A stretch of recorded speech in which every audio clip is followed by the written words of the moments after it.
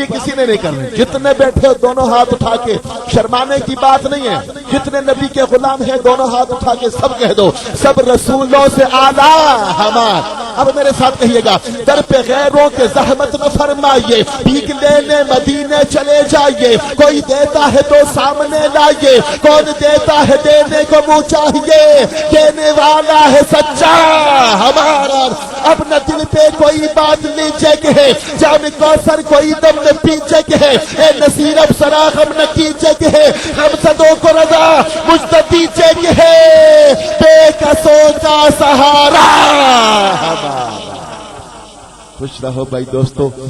دعوتی خطاب دے رہا ممتاز محقق, عظیم سکالر, عالمی مبلغ اسلام, خطیب پاکستان, مقرر شیریں لسان, عالم نقطہ حضرت علامہ مولانا صاحبزادہ محمد عمر فیض قادری صاحب دامت برکاتہ القدسیہ تشریف لاتے ہیں اور اپنے افکار سے ہم سب کے قلوب کو منور فرماتے ہیں. ذرا ایک ہاتھ اٹھا کے سب نے نعرے کا جواب دینا ہے. مد آ جائے, نعرے تکبیر یا رسول اللہ. سب نے کہنا ہے, جتنے نبی کے غلام بیٹھے, نعرے رسالت, نعرے تحقیق, نعرے حیدری, نعرہ غوثیہ. حضرت علامہ مولانا صاحبزادہ محمد عمر فیض قادری صاحب دامت برکاتہ القدسیہ.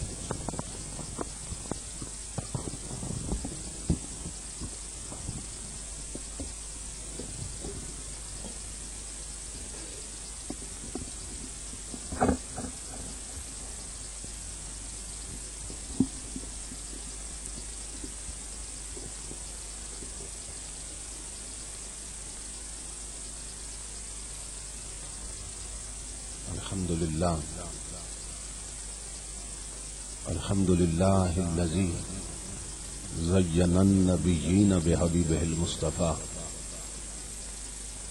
ومن على المؤمنين بنبيه المجتبى. الصلاة والسلام على سيدنا ومولانا محمد خير الورى وعلى آله وأصحابه المتأدبين بالتقوى.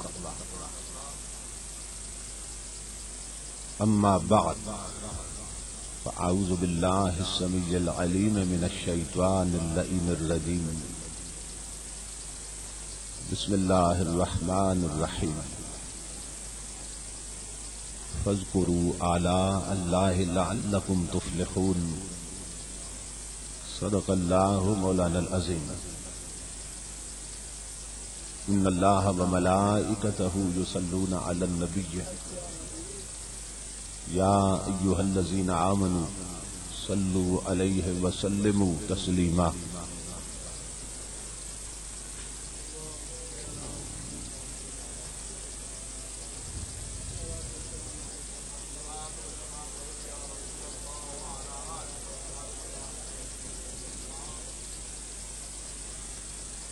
لائق صد احترام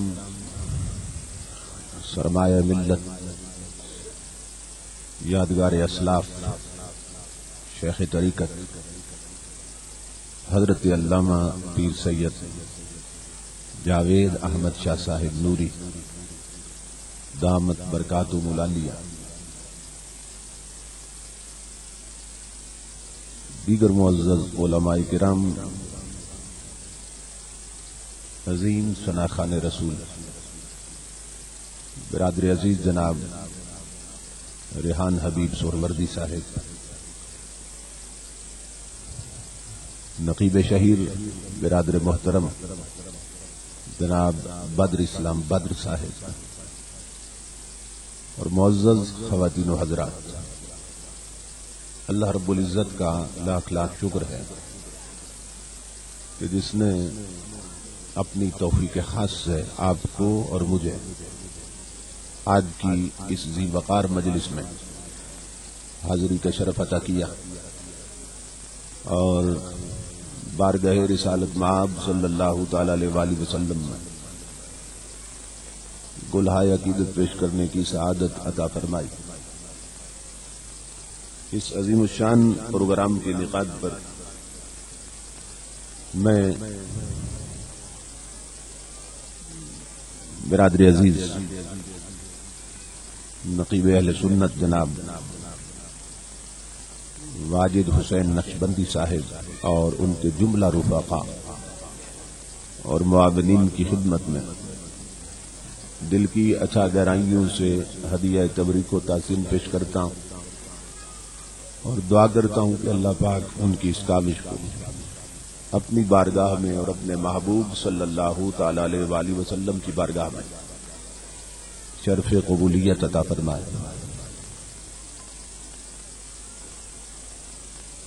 آپ جانتے ہیں کہ آج کا پروگرام اس عظیم اعزاز کے حصول کی خوشی میں ہے کہ جو انہیں در رسول کی حاضری کی شکل میں میسر آیا۔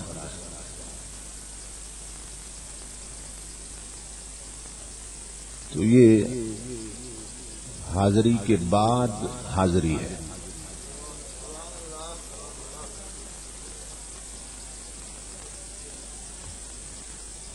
بزرگ فرماتے ہیں کہ نیکی کرنے کے بعد پھر نیکی کا نصیب ہو جانا یہ اللہ کی طرف سے پہلی نیکی کا اجر ہوتا ہے۔ تو در رسول کی حاضری کے بعد پھر رسول کی بارگاہ میں حاضری کا نصیب ہو جانا یہ پہلی حاضری کا اجر ہے جو حضور کی بارگاہ سے انہیں عطا کیا جا رہا ہے۔ تو ہماری خوش بختی ہے کہ اس خوشی میں ہم بھی شریک ہیں۔ مجوزہ عنوان پر گفتگو کے لیے میں نے آپ حضرات کی خدمت میں قرآن حکیم کے جو الفاظ تلاوت کرنے کا شرف حاصل کیا، ان میں اللہ پاک نے اپنے محبوب کے توسل سے اپنے بندوں کو یہ حکم دیا ہے فَاذْكُرُوا آلَاءَ اللَّهِ لَعَلَّكُمْ تُفْلِحُونَ، اس کی نعمتوں کا ذکر کیا کرو۔ فائدہ کیا ہوگا؟ اس کی نعمتوں کے ذکر سے تم ایک ایسے راستے پہ چل پڑو گے جس سے تمہارے دونوں جہان سنور جائیں گے۔ فَاذْكُرُوا آلَاءَ اللَّهِ لَعَلَّكُمْ تُفْلِحُونَ، اللہ کی نعمتوں کا ذکر کیا کرو، انہیں یاد کیا کرو، انہیں یاد رکھا کرو۔ یاد رکھنے سے تم ایک ایسے راستے پہ چل پڑو گے کہ دونوں جہان سنور جائیں گے۔ یہ جو فلاح کا لفظ ہے اس کے بارے میں علماء لغت کہتے ہیں کہ دونوں جہانوں کی کامیابی پہ دلالت کرنے والا فلاح سے بہتر عربی لغت میں کوئی لفظ نہیں ہے۔ اللہ رب العزت نے یہ لفظ استعمال کیا ان لوگوں کے لیے جو اللہ رب العزت کی نعمتوں کو یاد کرتے ہیں۔ ہماری ٹریجڈی یہ ہے اور آج ہمارا المیہ یہ ہے کہ ہمیں جب کوئی نعمت ملتی ہے تو ہم اس پر خوشی کا اظہار اس طرح کرتے ہیں کہ جس نے خوشی دی ہے اسی کو ناراض کر دیتے ہیں۔ شادیاں اللہ کی نعمت ہے، خوشی کا موقع ہے۔ بچوں کی پیدائش اللہ کی نعمت ہے، خوشی کا موقع ہے۔ مگر ہمارے ہاں آپ جانتے ہیں جس طرح شادیاں ہو رہی ہیں، جس طرح بچوں کی پیدائش پہ خوشی کا اظہار ہوتا ہے، غیر شرعی طریقے اڈاپٹ کیے گئے ہیں۔ اس سے بڑھ کر اس بندے کی بد نصیبی نہیں ہے کہ بندہ اس انداز کے ساتھ اپنے اوپر ہونے والی نعمت کا شکر ادا کرے یا اس کا اظہار کرے کہ جس نے دی ہے اسی کو ناراض کر دے۔ یہ بہت بڑی بد نصیبی کی بات ہے۔ خوشی کا اظہار ایسے ہونا چاہیے کہ اس خوشی میں خدا بھی شریک ہو جائے، مصطفیٰ بھی شریک ہو جائے، کہ وہ بھی ہمارے ساتھ خوش ہوں۔ بہادر شاہ ظفر نے بڑی خوبصورت بات کی، وہ کہتا ہے ظفر آدمی اس کو نہ جانیے گا ہو وہ کتنا ہی صاحب فہم و ذکا، جسے عیش میں یاد خدا نہ رہی، جسے تیش میں خوف خدا نہ رہا۔ تو وہ تو انسان ہی نہیں ہے، مسلمان کیا ہوگا کہ جسے عیش میں یاد خدا نہ رہے، کہ جس نے خوشی دی ہے اسی کو بھول گیا، اور جسے تیش میں خوف خدا نہ رہا۔ تو خوش بخت ہیں وہ لوگ جو اس طرح قدم اٹھاتے ہیں اور دوسروں کے لیے لائق تقلید بن جاتے ہیں۔ میرا خطاب دو پہلوؤں پہ مشتمل ہوتا ہے۔ ایک پہلو کا تعلق عقیدے کی اصلاح کے ساتھ ہوتا ہے اور دوسرے کا تعلق عمل کی اصلاح کے ساتھ ہوتا ہے،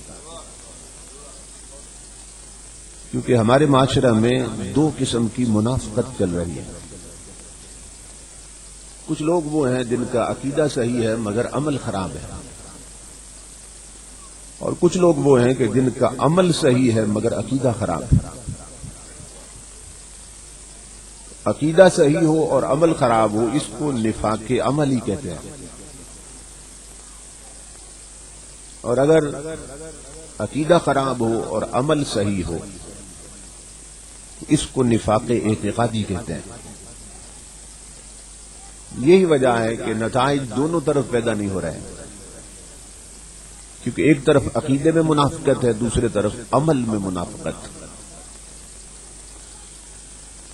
تو میری یہ کوشش ہوتی ہے کہ دونوں پہلوؤں پہ گفتگو ہو جائے، کہ جن کا عقیدہ خراب ہے عقیدے کی اصلاح ہو جائے، اور جن کا عمل خراب ہے اس کی اصلاح ہو جائے۔ جس درد مندی کے ساتھ میں نے خطاب کرنا ہے، میں امید کرتا ہوں کہ اسی درد مندی کے ساتھ آپ خطاب سنیں گے۔ اللہ پاک سن سنا کے جانبین کو عمل کی توفیق عطا فرمائے۔ اللہ رب العزت نے فرمایا اس کی نعمتوں کا ذکر کیا جائے۔ ایک اور آیت میں فرمایا اذکروا نعمتی التی انعمت علیکم، میرے بندو میری اس نعمت کو یاد کرو جو میں نے تم پہ کی ہے۔